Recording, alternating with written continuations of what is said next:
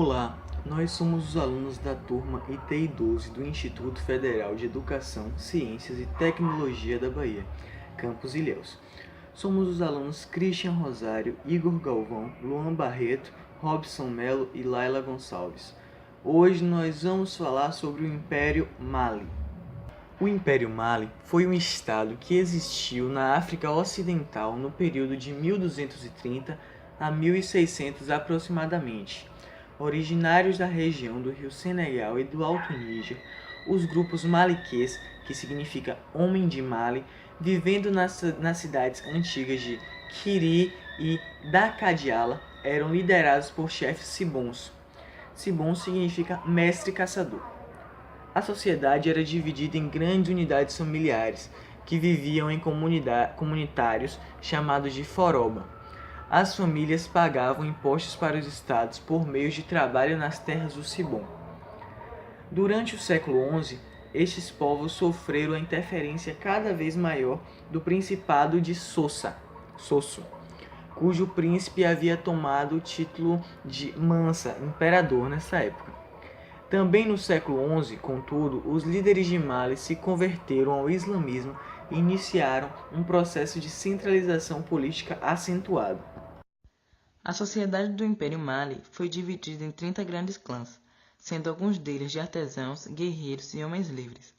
Dentro dessa sociedade existia escravidão e servidão entre os clãs. Sobre os casamentos, vale lembrar que só podiam ser realizados por membros de um mesmo clã. Qualquer outro caso era estritamente proibido. As guerras eram conduzidas após reuniões realizadas por camponeses guerreiros, organizados em Kelebons, que eram os contingentes, e controlados por um Keletigre, o general-chefe. O Mali era um império agrícola. Os maliquins dominavam a cultura do algodão introduzida por Sundiata Keita. Sundiata Keita era o imperador do casal, nascido no Congo, filho de Naré Maghihan Konoté e Sogolon da Lata. Sundiata nasceu com uma espécie de olheira. Com o tempo foi lutando para curar-se e então, quando alcançou seu objetivo, assumiu o trono como imperador Mali. Sundiata instalou no governo junto com os companheiros, além dos militares e homens de guerra.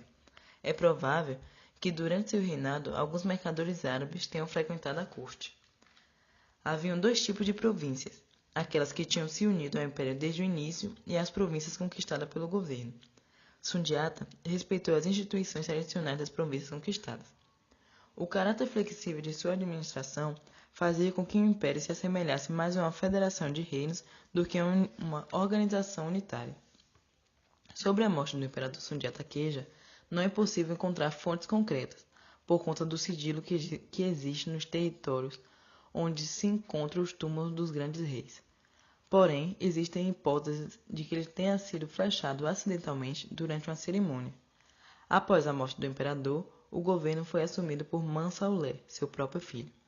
A queda do Império Mali veio a partir das lutas internas pela posse do trono e o crescimento do Império Gal, e também os ataques dos reinos vassalos. Religião. A religião oficial do Império do Mali era o islamismo. Acredita-se que o Islã no Mali tenha carregado algumas características das religiões animistas do Mali antigo. Os Daile, sacerdotes, praticavam ritos com os rostos cobertos por máscaras animistas, e a população comia carnes consideradas impuras pelo Islã. Os principais agentes da divulgação do Alcorão no Mali eram os comerciantes saracolês e diulas. A religião predominante era o islamismo, que está ligado não só ao estudo do Alcorão, mas também ao ensino em geral. Vale ressaltar também que havia, na religião, várias influências, especialmente pagãs. As crianças aprendiam o Alcorão, mas ainda havia muito de feitiçaria nas crenças populares. O islamismo é a religião com maior número de adeptos na África, seguido do cristianismo. Mesmo assim, ainda não se sabe exatamente o número de pessoas que praticam a religião, porque as pesquisas demográficas são incompletas. Segundo a Enciclopédia Britânica, a África é constituída por 45% de muçulmanos, 40% de cristãos e menos de 15% de ateus, ou que seguem cultos africanos. O Islã foi introduzido no continente africano pouco depois de seu surgimento, e muitos reinos islâmicos se estabeleceram no continente depois disso, continuando seu rápido crescimento através do século XX e do século XXI, com a taxa de crescimento, por algumas estimativas, que é 2 vezes mais rápido do cristianismo na África. O islamismo na África está aumentando paralelamente aos falantes das línguas bantu, que costumam seguir o Islã na África Central e na Oriental. As diferenças entre o islamismo e o cristianismo têm sido a causa de vários conflitos em países onde não há maioria por parte de nenhuma das religiões, como na Tanzânia, na Nigéria e na Costa do Marfim. Política do Mali. A estrutura política do Império do Mali foi estabelecida pela Carta de Kurukan-Fuga. O Mansa se vestia com artefatos de ouro e usava uma túnica vermelha chamada de motanfas. O trono do imperador era um pempe, uma poltrona feita de ébano. O Mansa tinha como funções ministrar a justiça no reino e comandar a guerra. O império era governado de 2 formas.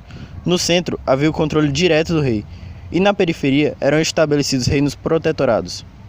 Ou seja, eram territórios autônomos que eram protegidos pelo governo ou por uma entidade mais forte. O reino central era subdividido em províncias, com um governador.